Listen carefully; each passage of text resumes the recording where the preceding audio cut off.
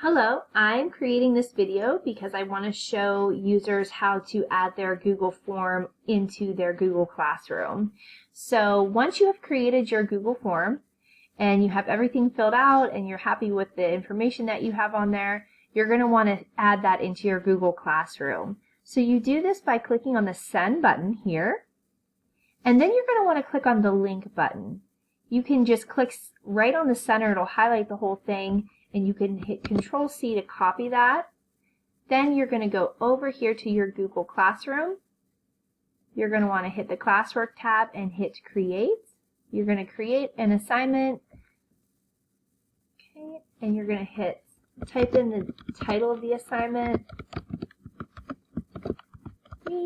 If you want to add instructions, you can.